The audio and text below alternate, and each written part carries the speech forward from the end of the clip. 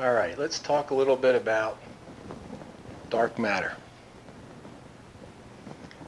This is a sketch of a galaxy. And first we're going to talk about the way things were before we start thinking about dark matter. So this is a spiral galaxy seen from the top down, and this is a side view of the spiral galaxy. And what we want to think about is, let's suppose there's a star out here. We'll call it M for the mass of the star, and we'll put a little star on it indicating mass of the star.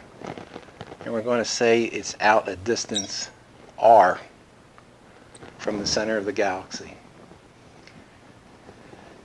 And because we think that luminosity goes with the mass, meaning that where the luminosity is high, the mass must also be high. And galaxies are brightest right around the center.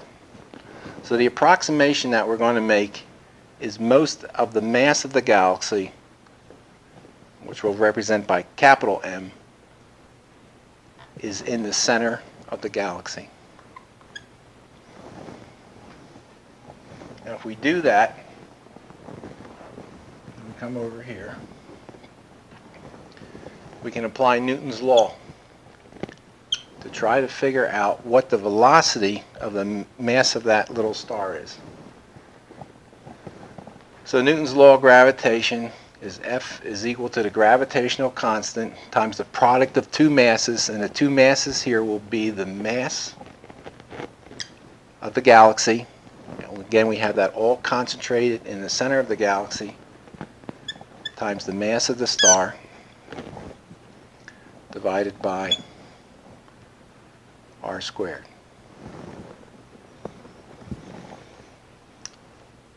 So Newton's law for considering the force on that star, we would think of that as m star A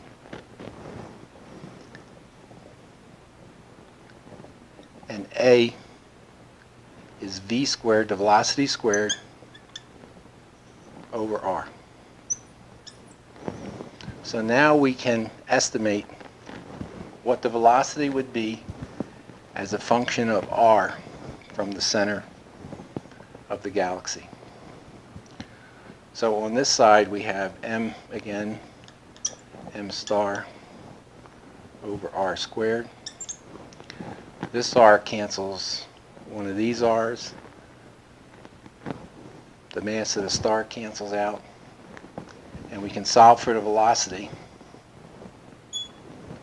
And we would get v squared is equal to gravitational constant times the mass of the galaxy divided by the r.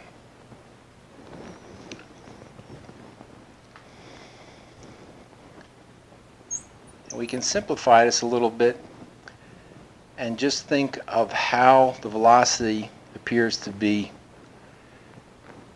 changing with respect to the r. So we can say that the velocity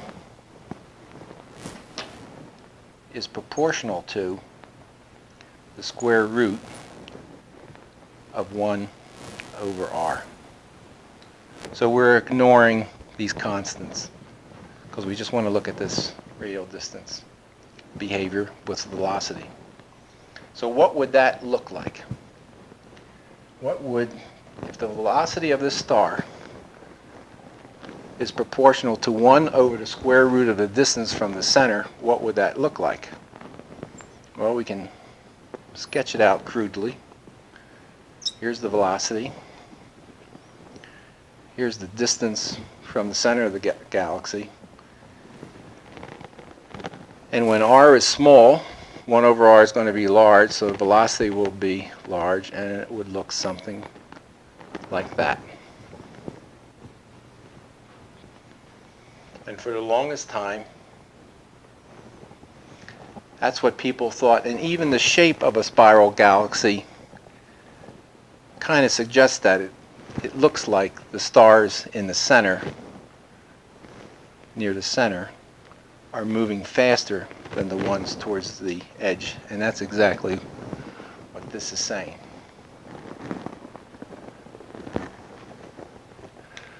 Now, in around 1983,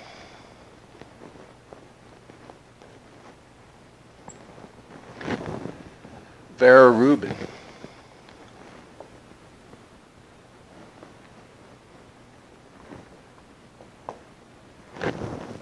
did measurements on a number of galaxies to determine what the velocity of the stars looked like. And what she was expecting to see was something like this. Towards the center, the stars were moving fast. As you moved out from the center, the stars began to move slower and slower and slower and slower. Exactly what we showed here. But what she actually measured was very interesting, and that was that the velocity was more or less constant. The fact that the velocity was more or less constant led to the idea that there must be more mass around the galaxy than we see. So this idea of associating high luminosity with where most of the mass is looked incorrect.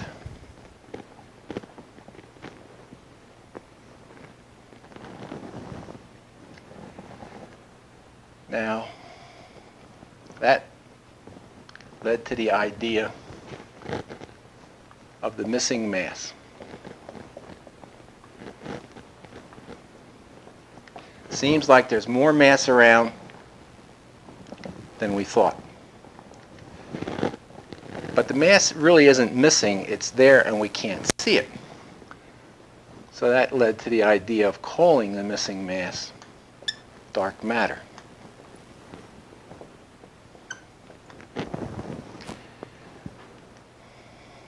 So the hypothesis is that there is an additional mass that we can't see that's around the galaxy. And because galaxies maintain their shape,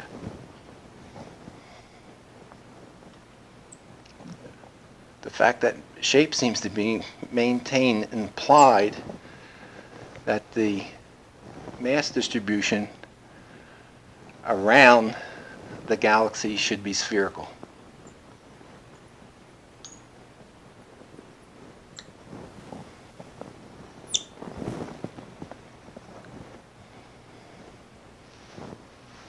So now,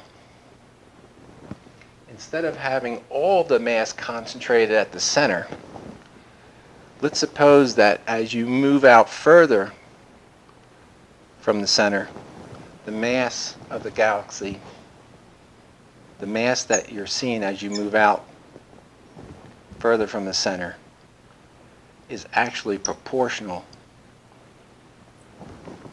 to the distance away from the center. Kind of a spherical-like distribution. So now let's see what we get with that. So having the mass proportional to the distance from the center, we could say the mass is equal to some constant that we're not really going to worry about, times the distance.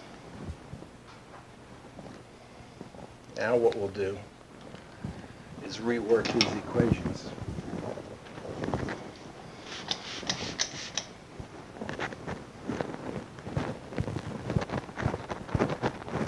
With that idea in mind.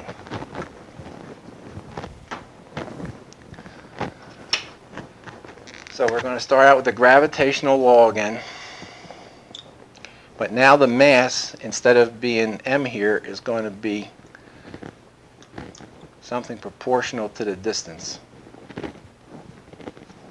times the mass of the star divided by the distance from the center squared, And again, that's going to be m star A, which is m star v squared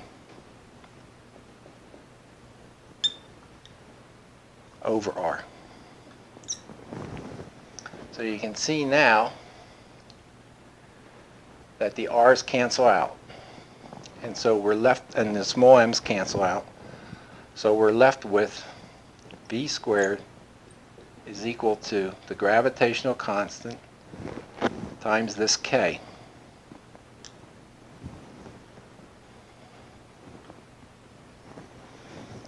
Or v is equal to the square root of gk. We have two constants. G is a constant, k is a constant. Two constants times a constant times a constant is a constant. So now we have the velocity. If we move over here, we've more or less reproduced the velocity that Vera Rubin had measured. So all this suggests that around a galaxy we have all of this dark matter.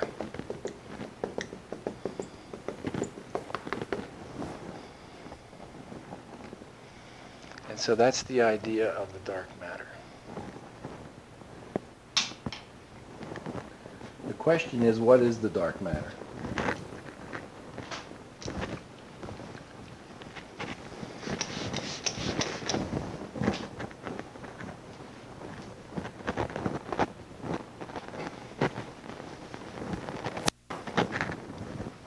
What are the possibilities?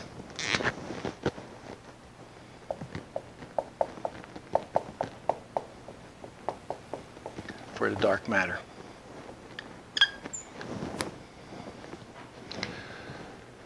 Some of the thinking on that was that perhaps there's a lot of faint red stars around.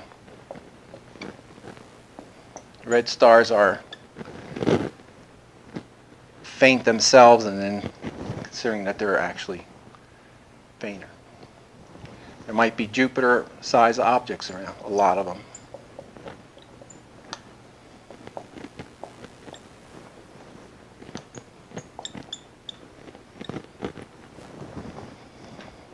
Another possibility is machos.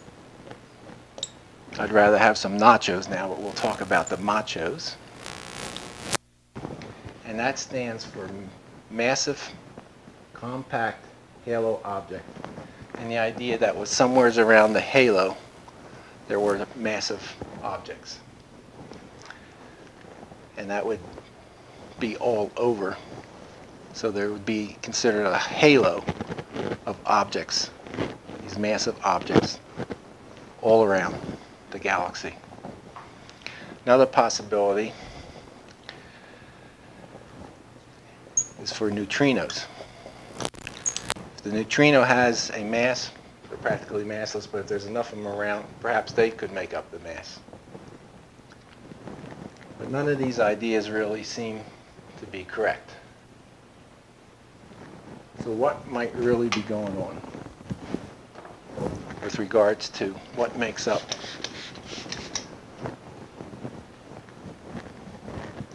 dark matter? Well, right now, this is August 2014. And the current view is that we see, when we look out in the universe, we see only about 5% of the mass of the universe. 25% is the dark matter. And the remaining 70%, these are approximate numbers, is dark energy.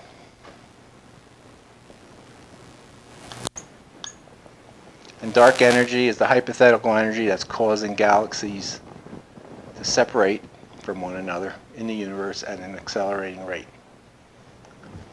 So the question is, what is dark matter? And Fermi Lab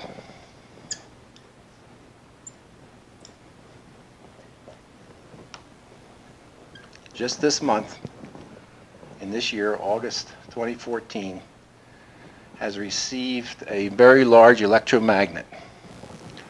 It's like 50 foot in size, and it weighs around 17 ton. And the idea is to use this in an experiment that's called the Muon G-2 experiment. A muon is like an electron particle, but the mass of the muon is approximately 200 times the mass of the electron. And the idea is that the muon placed in the magnetic field